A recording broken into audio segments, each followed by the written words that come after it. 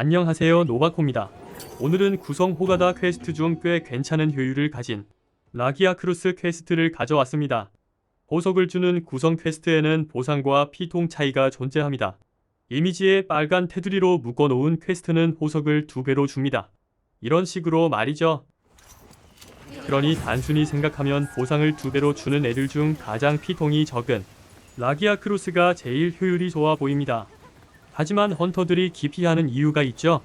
바로 반강제 수중전입니다. 구성 라기아 크루스는 피통이 50% 미만이 되면 바로 인식이 풀리면서 노박구 귀가를 감행합니다. 그리고 둥지에서 헌터를 인식하는 순간 그 무엇도 막을 수 없는 지옥의 수중전이 시작됩니다. 이 수중전은 어렵다기보단 짜증나고 클리어 타임도 늘어지다 보니 효율적으로도 떨어져 구성 퀘스트를 반복적으로 수행하는 것에 큰 걸림돌이 됩니다. 그렇다고 피돼지인 진다하거나 똥꼬쇼 탑2 고어 텔레기를 잡기엔 그거 역시도 피곤하니 피통도 작고 보상도 낭낭하고 패턴도 얌전한 라기아를 수중전 없이 잡기로 했습니다.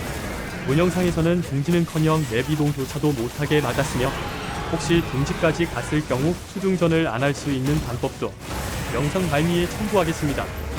시작은 운이 좋게도 같이 있던 리오레우스가 야무지게 때려줬네요. 그 이후엔 스타트 수면 낙석을 위해 나부님이 유인탄으로 끌고 가줍니다. 정해진 위치에서 수면 후 낙석을 해줄 동안 자리를 잡고 도핑. 낙석이 떨어지면 파도에 라기아가 밀려와 포 앞에 배달이 됩니다. 이때부터 쌍검 두 분은 역전 상처 자리를 집중 공격해주고 저는 6-7이 좋고 때리기 편한 머리를 위주로 공격해줍니다. 낙석 배경치기 끝나면 나부님이 마비를 쏘기 시작합니다. 이때 패턴도 운이 따라줘야 하는데 하필 제일 안 좋은 돌진이네요. 그래도 최대한 빠르게 마비. 지금부터 나올 연계가 이번 빌드의 가장 핵심적인 연계입니다. 마비가 풀리는 타이밍에 발밑에 구멍 함정을 깔아줍니다.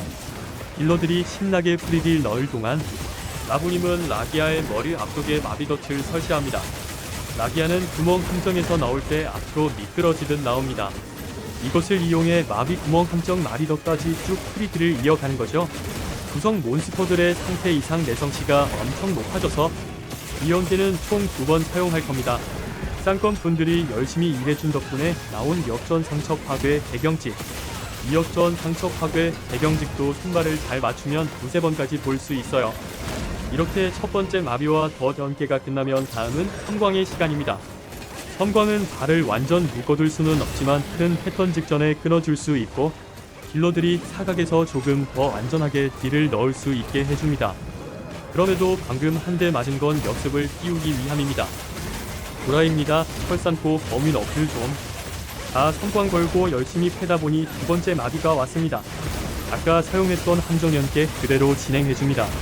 딜러들은 두 번째 역전 상처 파괴 대경직을 보기 위해 옆구리를 집요하게 때려줍니다.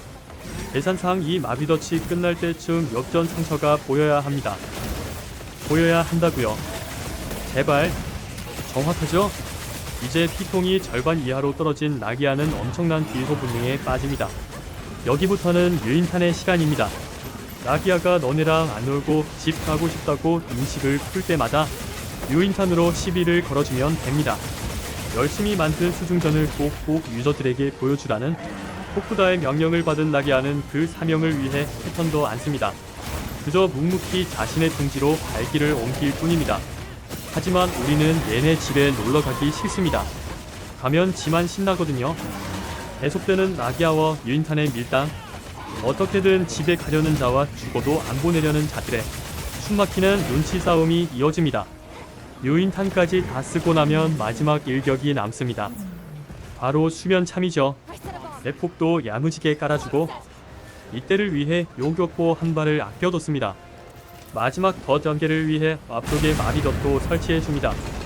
갑작스러운 알람에 화들짝 놀란 라기아는 마비덫을 피하지 못합니다. 이제부터는 남은 마비덫을 돌아가면서 연속으로 깔아줍니다. 그럼 내비동 없이 그 자리에서 포획이 됩니다. 간단하죠? 이렇게 하면 누구나 4분대에 보석 10개씩 파밍할 수 있습니다. 농담이고 사실 수중전 안 가고 안정적으로 잡는 걸 해보고 싶었습니다. 이렇게 열심히 했으니 좋은 보석 주게 똥개 망해라. 다음은 앞서 말씀드린 둥지에서 포획하는 방법입니다. 이 방법에는 두 가지 조건이 있습니다. 첫 번째, 둥지에 가는 시점에 해골이 떠 있을 것. 물론 이미 딜이 부족해서 둥지에 보내는 상황에 어려운 조건인 거 압니다. 그래서 준비한 두 번째 조건, 거의 해골일 것. 앞에 말씀드렸다시피 나기아는 둥지에서 헌터를 인식하면 수중전에 진입합니다. 그러니 만약 둥지에 보냈다면 수중전을 막는 방법은 하나입니다. 헌터를 인식하기 전에 포획하는 거죠.